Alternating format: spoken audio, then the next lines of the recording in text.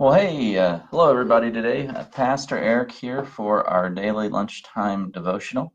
We're going to try and keep it under 5 minutes as always. And I say as always, this is only our third day to do it. We'll be doing these every day during these times of social distancing during the coronavirus. Hopefully, a little bit of communication and community building will you'll find helpful. Now. Today I wanted to talk about prayer a little bit.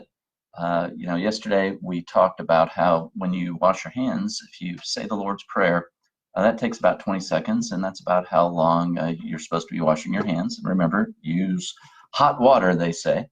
Actually, a good friend of ours' daughter in high school about 10 years ago got an award for her science fair project. I guess it might have been a junior high science fair project that showed the amount of germs you kill with hot water is like 5 times as high or something. It's just crazy. It's kind of nasty too. But anyway, so say the Lord's Prayer when you wash your hands is something that some folks are doing.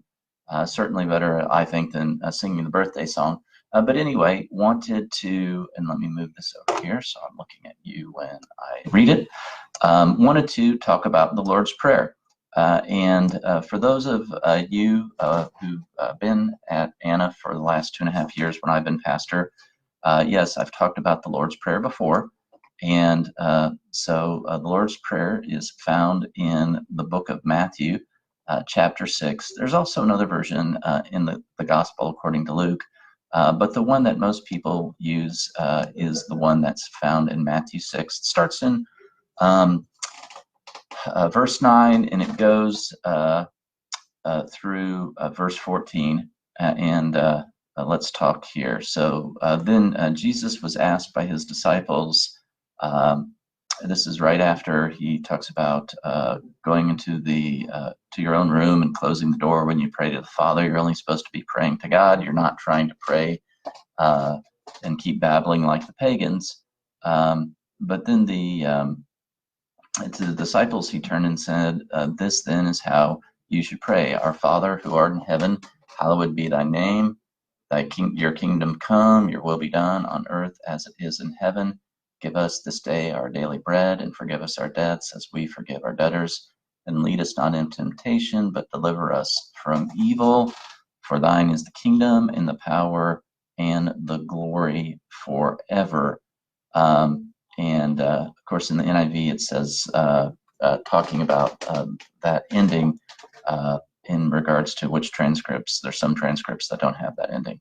But anyway, that's the Lord's Prayer. That's the traditional prayer. And I've always loved the Lord's Prayer.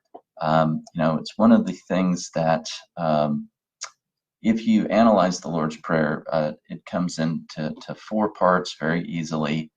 And that really teaches us why this is a great sample prayer and why Jesus wanted us to say it. And we don't have to say the Lord's Prayer word for word every time, but if we do, if we're doing it with our heart and not just with our lips or not just repeating it remotely, then it's a pretty good way to get your heart and your mind and your spirit in connection with God. So let's start off with talking about the 4 parts. First part is Our Father in heaven, hallowed be thy name. So we're starting prayer, and you don't have to start every prayer this way, but it's a good way to start a prayer is to recognize, hey, you're God and I'm not. You're powerful, not so much me. You're holy, yeah, not so much me. It puts us into focus that we're speaking to the creator of the universe who actually loves us and who's actually bigger than our problems. So to start off a prayer by recognizing God as God and maybe even praising him, hallowed be your name is a praise. So to start the prayer with the recognition of God and the recognition that he is to be praised. So that is the first part. And now tomorrow we're going to go into the last 2 parts in more detail. The second part here is your kingdom come, your will be done on earth as it is in heaven. So first we want to recognize God. We want to recognize God's power, God's love, praise his name, praise his attributes. And then we want to ourselves and both to God admit that we prefer God's will to our way. Now, we still want to pray in parts 3 and 4, or we're asking for things in part 3. It's okay to ask. As a matter of fact, God wants us to ask. But if we do the first two things first, recognize that God is God, and that He's bigger than our problems, and then recognize we want His will to be done, we're not just begging God for our will to be done. We're asking God to mold the way things are happening in our hearts and in our world so that it becomes what God's will is, what God wants it to be. So there you go. That's the devotional thought for the day. I hope you're having a great day, whether you're at home or socially distancing yourself in a workplace where that's capable of being done. Have a blessed day. Thanks.